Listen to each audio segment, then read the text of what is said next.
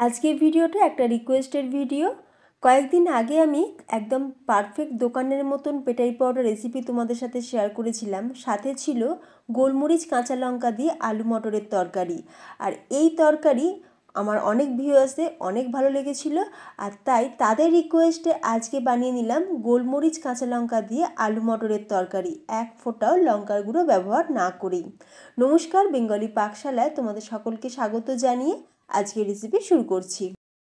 যেহেতু সকালের জলখাবারে এই ব্রেকফাস্টটা বানাচ্ছি, তাই আমি আগের দিন রাতে ঠিক ঘুমোতে যাওয়ার আগে আমি কি করেছি, 300 গ্রাম মটর জলেতে ভিজিয়ে রেখেছিলাম। পুরো রাত জলেতে ভিজে যাওয়ার পর দেখতেই পাচ্ছ মটরটা কিন্তু খুব ভালোভাবে ভিজে গেছে।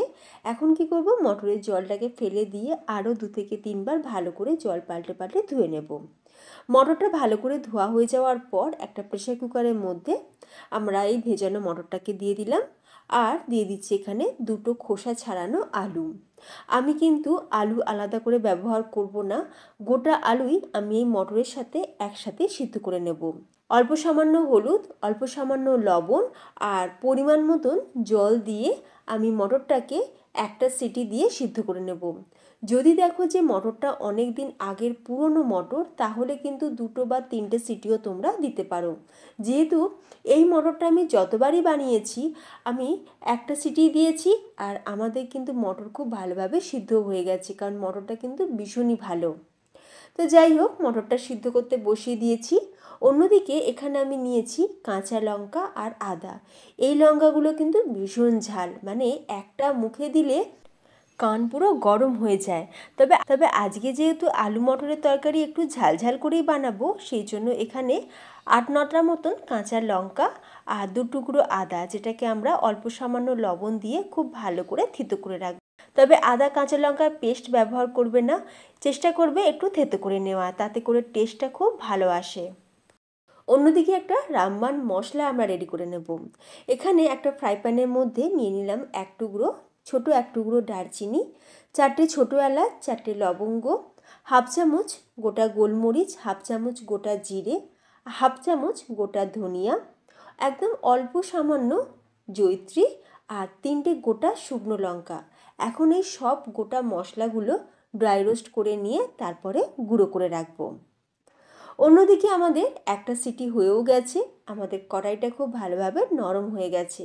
কড়াইটা ঠিক কীরকমভাবে নরম করতে হবে সেটাও আমি তোমাদের একটু পরেই দেখাচ্ছি।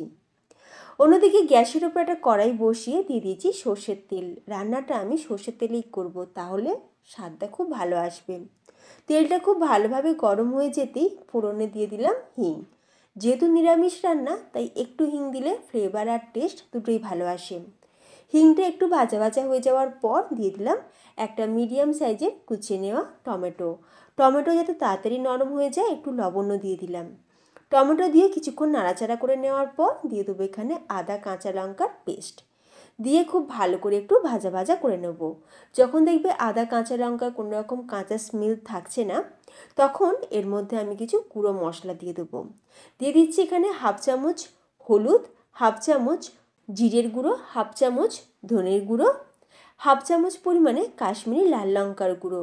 আমি কাশ্মীরি লাল লঙ্কার গুঁড়ো ব্যবহার করলাম শুধুমাত্র কালারটা যাতে একটু ভালো আসে সেই জন্য। তোমরা চাইলে কিন্তু এটা স্কিপও করতে পারো। আর দিয়ে দিচ্ছি এখানে আমচুর পাউডার দিলে আলু মটরের তরকারির টেস্ট কিন্তু খুব ভালো আসে। এরপর দিয়ে দেবো সেটা হচ্ছে বিট লবণ। একটু বিট লবণ দিলে দারুণ সুন্দর টেস্টও আসে। আচ্ছা, এখানে আমি দিয়েছি 1 চামচ গোলমরিচের গুঁড়োটা দেওয়ার সময় আমার ফোনের ক্যামেরাটা কোনো কারণে অফ হয়ে গেছিলো, তো সেই জন্য আমি সেটা দেখাতে পারলাম না। 1 চামচ গোলমরিচ গুঁড়ো কিন্তু অবশ্যই দিতে হবে। আর দিয়ে দেবো স্বাদ অনুযায়ী লবণ আর অল্প সামান্য চিনি।